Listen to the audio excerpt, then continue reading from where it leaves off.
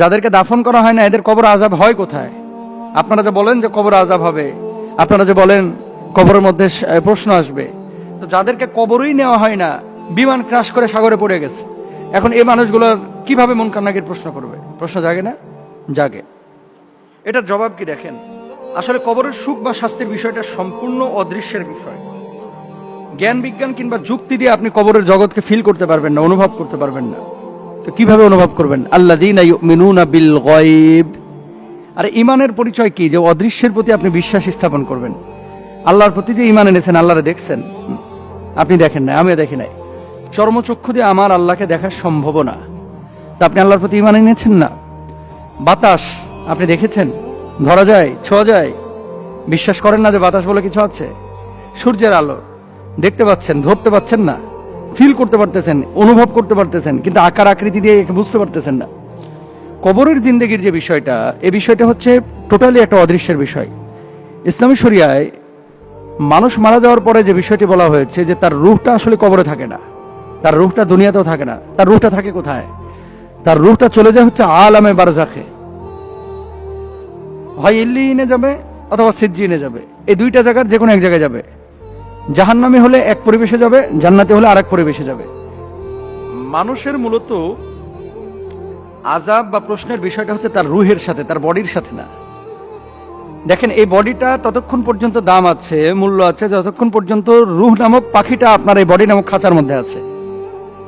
যেদিন আপনার রূহটা বডি থেকে আলাদা হয়ে যাবে, সেদিন এই বডিতে আঘাত করলে ব্যথা পাবেন না।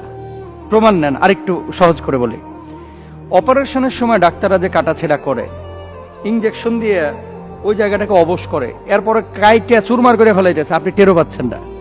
তার মানে রূহের সংযোগটা ওখান থেকে বিচ্ছিন্ন হয়ে গেছে সাময়িকভাবে। এই জন্য আপনি ব্যথা অনুভূত হচ্ছে, মানে আপনার ব্যথা অনুভূত হচ্ছে না।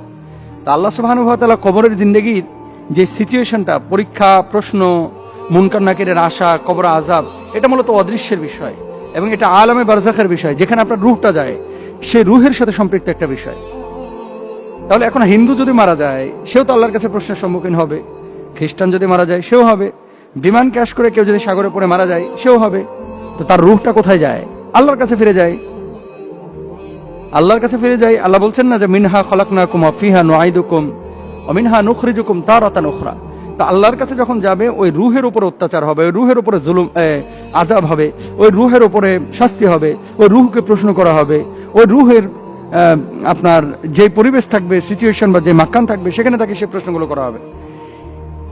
আর কবরের জিন্দেগিতে আযাবটা কবরের মধ্যে কিভাবে হয়? 70 গজ মাটির নিচে তাকে দাবিয়ে দেওয়া হবে, দুই পাশে মাটির দিয়ে তাকে চাপ দেওয়া হবে। এই সমস্ত বিষয়গুলো কি কাইফিয়তে হবে, এটা আল্লাহ ছাড়া আপনি আমি কেউ জানি না। সুতরাং কোনো মানুষ যদি মনে করে যে কবরের জিন্দেগি এটা মিথ্যা জিন্দেগি, না, মানুষের জীবনের 3টা স্টেপ বা ধাপ আছে। 1 নম্বর হচ্ছে জন্মের আগের, আরেকটা হচ্ছে জন্মের পরের, এই দুনিয়ার জিন্দেগি, আরেকটা হচ্ছে কবরের জিন্দেগি, কবরের পরে আখিরাতের জিন্দেগি। বুঝতে পেরেছেন নিশ্চয়? দুনিয়াতে আসার আগেই বাপমার পেটের মধ্যে, দুনিয়াতে আসার আগেই মায়ের পেটের মধ্যে যখন ছিলেন, আপনার ভিতরে কিন্তু আল্লাহ তাআলা রূহ দিয়েছিলেন। এরপরে দুনিয়ার মুখ দেখলেন, দুনিয়াতে একটা নির্দিষ্ট সময় সফর করলেন, এরপর আপনি ট্রানজিটে চলে গেলেন কোথায়? কবরের জিন্দেগিতে। এই ট্রানজিটের পরে আখিরাতে আপনি উঠবেন, মূল গন্তব্য। এবার আপনাকে আল্লাহ তাআলা প্রতিদান দেবেন। সুতরাং বি কেয়ারফুল। এই জিনিসগুলো আমরা কিন্তু অনেকে বুঝি না। কবরের আযাবকে আমরা মিথ্যা মনে করি না। কবরের আযাব যদি আপনি বিশ্বাস না করেন, আপনার ঈমানে ঝামেলা হয়ে যাবে। আফালা ইয়ালামু ইযা বুনফিরা মা ফিল কুবুর, কবরের কথা তো আল্লাহ তাআলা কোরআনেও বলেছেন। আল্লাহ তাআলা আমাদের সবাইকে বোঝার তৌফিক দান করুন। কবরে যাওয়ার সামানা নিয়ে কবরে যাওয়ার তৌফিক দান করুন। আমিন।